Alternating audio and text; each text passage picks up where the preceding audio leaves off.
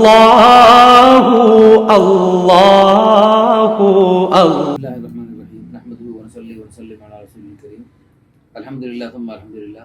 اللہ تعالیٰ کے فضل و کرم سے نکاح آسان تحریک کی برکات پوری دنیا میں جاری و ساری ہیں۔ بے شمار لوگ دنیا بھر سے رابطہ کر رہے ہیں۔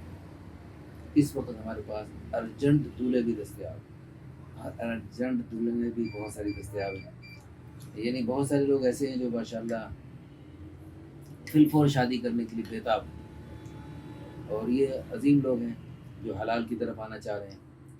اگرچہ حرام راستے بہت سارے شیطان نے کھول رکھے ہیں، لیکن سب سے بچتے ہوئے حلال کی طرف قدم بڑھا رہے ہیں۔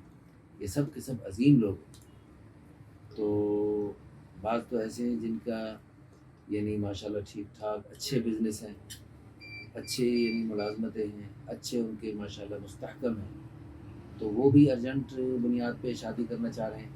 اور بعض ایسے ہیں جو ابھی فی الحال یعنی مالی طور پہ اتنا مستحکم نہیں ہے، لیکن دینی طور پہ مستحکم ہے۔ جیسے حضرت مولانا احمد علی لاہوری رحمۃ اللہ علیہ کی جب شادی ہو رہی تھی، اس وقت ان کی کیفیت یہ تھی کہ انہوں نے یعنی اپنا ایک ہی کرتا تھا جو دھو کے پہنا ہوا تھا، گیلا گیلا سردیوں میں، اور اسی پہ ہی ان کی شادی ہوئی۔ اور ماشاءاللہ وہ جو تھے ان کے سسر بڑے عظیم لوگ تھے۔ اتقوا فراست المؤمن فإنه ينظر بنور اللہ، کہ مومن کی فراست سے ڈرو، وہ اللہ کے نور سے دیکھتا ہے۔ تو ان کے سسر بھی تو اللہ والے تھے، انہوں نے ان کے چہرے کے نور سے پہچان لیا کہ یہ بعد میں رئیس الاولیاء حضرت مولانا امام احمد علی لاہوری رحمۃ اللہ علیہ رئیس المفسرین بننے والے ہیں، اور اللہ پاک ان سے پوری دنیا میں بہت بڑے پیمانے پر دین کا کام لیں گے، اور ان کی نسلوں سے اللہ پاک بڑے کام لیں گے۔ تو الحمدللہ ثم الحمدللہ انہوں نے اس وقت اس کی کوئی چیز نہیں دیکھی، یعنی کچھ بھی نہیں تھا۔ تو یعنی ایک کرتا وہ بھی یعنی جو دھو کر یعنی گیلا گیلا پہن کے بیٹھا ہوا سخت سردی میں، تو وہ لیکن اس کے باوجود اس نے اللہ پہ توکل کیا۔ اللہ پاک نے پھر حضرت لاہوری رحمۃ اللہ علیہ کے گھر میں شہزادیوں کو اور بڑے بڑے نواب کی بیٹیوں کو یعنی ان کے گھروں میں جھاڑو دینے کے لیے بھیجا۔ ان کی جو اہلیہ محترمہ تھی، محترمہ عظیم اللہ کی نیک بندی، تو ان کے وہ خدمت کرنے والی، خدمت کرنے کے لیے بڑی بڑی شہزادیاں قسم کی خواتین آتی ہیں۔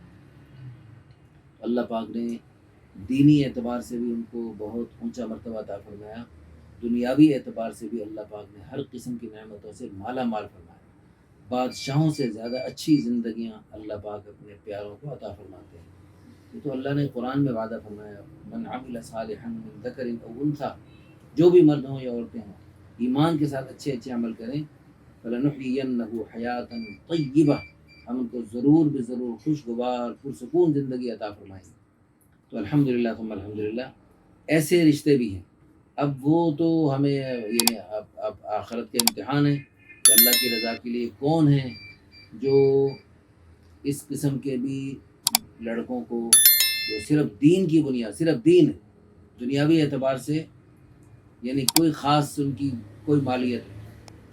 تو حضرت علی رضی اللہ عنہ کا مشہور مقولہ ہے، رضینا قسمت الجبار فینا، رضینا قسمت الجبار فینا لنا علم وللجہال مال۔ ہم اللہ تعالیٰ کی اس تقسیم پہ راضی اور خوش ہیں، مطمئن ہیں کہ اللہ پاک نے ہمیں علم کی دولت عطا فرمائی اور جاہلوں کو مال عطا فرمائی۔ وَإِنَّ الْمَالَ يَفْنِي عَنْ قَرِيبٍ، مال تو عن قریب فنا ہو جائے گا۔ وَإِنَّ الْعِلْمَ بَاقٍ لَا يَزَالُ، علم ہمیشہ باقی رہنے والا ہے۔